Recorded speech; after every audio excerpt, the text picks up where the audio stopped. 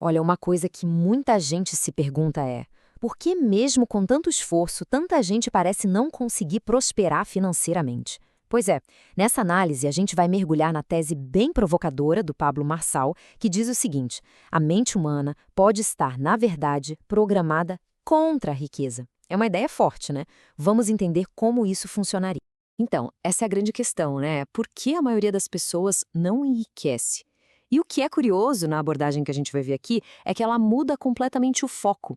Sabe, em vez de culpar a economia, o governo, a falta de oportunidade, a coisa toda vira para dentro. O foco vai direto para a nossa programação mental.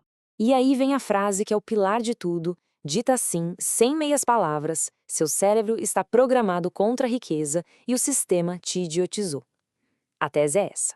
Não é só uma dificuldade, não. É uma programação que estaria ativamente trabalhando contra e que teria sido instalada por um sistema. É um começo bem forte e agora a gente vai ver como esse raciocínio se desenvolve. Beleza, mas como assim uma programação contra a riqueza? Para entender essa ideia, o primeiro passo é olhar para a ferramenta que supostamente é manipulada, o nosso cérebro. O argumento parte do princípio de que existe um potencial gigantesco ali dentro, sabe? Um potencial que, na maioria das vezes, fica praticamente inexplorado. E para dar uma dimensão desse potencial, olha só esse número: 86 bilhões. É isso mesmo. É um número de neurônios que a gente tem no cérebro. E a ideia aqui não é dar uma aula de biologia, claro, é usar esse número como uma metáfora muito forte do valor que cada pessoa carrega dentro de si. E aí vem a analogia para conectar uma coisa na outra.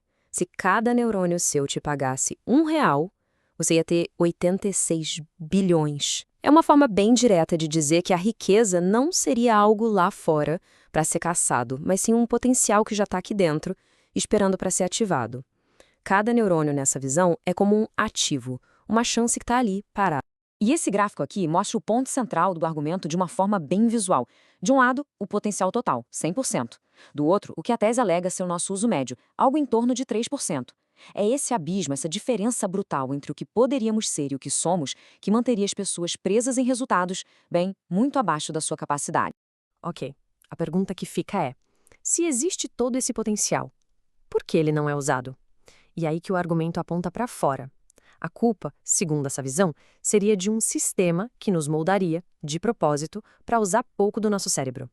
Que sistema é esse? Vamos ver. E o principal alvo dessa crítica é o que é descrito como o modelo de educação tradicional quase industrial.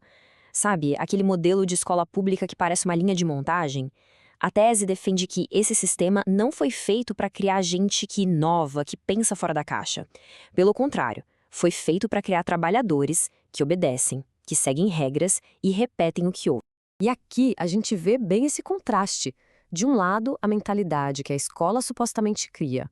O objetivo é o diploma, a pessoa treinada para obedecer e acaba repetindo narrativas, tipo, o Brasil é um país de terceiro mundo. Do outro lado, a mentalidade empreendedora.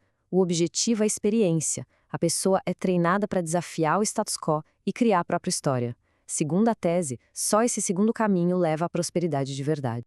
Mas olha que interessante, não é só o sistema lá fora que atrapalha. A tese aponta para um mecanismo interno, que a gente mesmo ativa, a autossabotagem.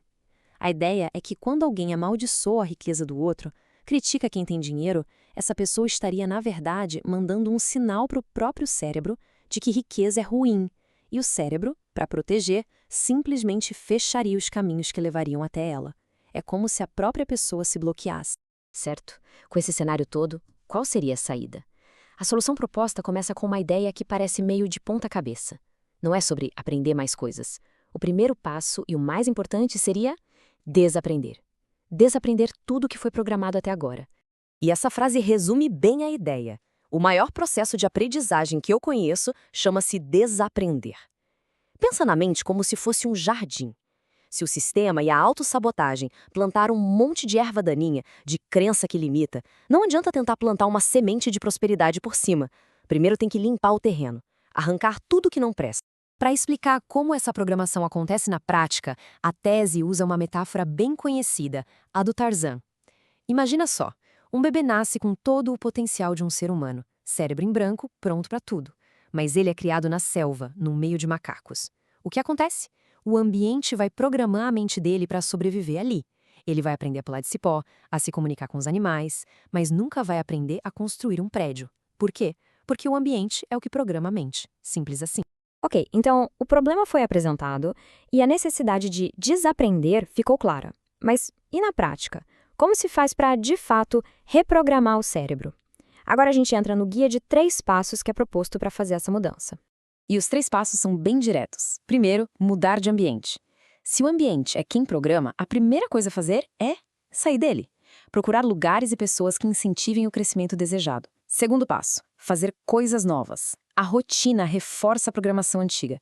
Então, para criar novas conexões no cérebro, é preciso quebrar essa rotina. E terceiro, assumir novos desafios. A zona de conforto é o que mantém a programação intacta. Sair dela força a mente a se expandir. É basicamente um plano para forçar o cérebro a criar novos caminhos. O mais importante aqui, o argumento central, é que nada disso acontece por acaso. A mudança precisa ser intencional. É um projeto, sabe? Exige um esforço consciente para escolher onde ir, o que fazer, que desafio aceitar. A ideia é deixar de ser o programado e assumir o controle, se tornar o programador da própria mente. Mas tá, uma mente reprogramada com um novo software é o suficiente? Ainda não. Esse não é o fim da história. A parte final da análise é sobre isso. Como pegar essa nova mentalidade e transformar em resultado de verdade, no mundo real. E para discutir essa ponte entre a mente e a realidade, a tese levanta uma questão interessante. Só a oração, a fé, é suficiente para uma pessoa prosperar? Aquela ideia de só pedir e esperar que as coisas aconteçam é colocada bem em xeque aqui. E a visão de Marçal sobre isso é a seguinte: a prosperidade já foi dada, já está disponível para todo mundo. É como se fosse um tesouro enterrado no quintal de casa. Não adianta ficar rezando para o tesouro brotar da terra. A tarefa de cada um é pegar a pá e começar a cavar. Ou seja, a ação é a parte que cabe ao ser humano.